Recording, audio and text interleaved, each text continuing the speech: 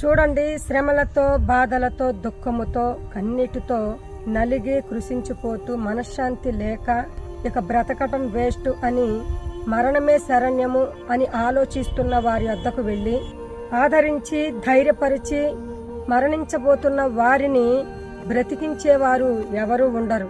కానీ ఇట్టి అనుభవాలు కలిగి బ్రతకకూడదు, ఈ జీవితాన్ని ఇక మరణముతో చాలించాలి అని మరణమనే మృత్యువు అంచుల దాకా వెళ్లే వారిని కూడా చావకుండా బ్రతికించేది ఏదో తెలుసా? జీవము గల దేవుని వాక్యము.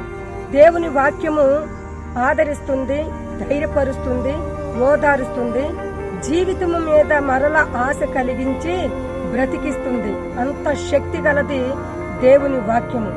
దావీదు రాజు కూడా నీ వాక్యమే నన్ను బ్రతికించెను, బాధలలో నాకు నెమ్మదినిచ్చెను అని చెబుతున్నాడు. అవును, ఎలాంటి పరిస్థితులు ఎదురైనా దేవుని వాక్యము నెమ్మదినిస్తుంది. మరణకరమైన ఆలోచనలు కలిగిన అట్టి ఆలోచనలను తప్పించి, ఆదరించి, తప్పించి, రక్షించి మరలా బ్రతికిస్తుంది దేవుని వాక్యము. ఆమేన్.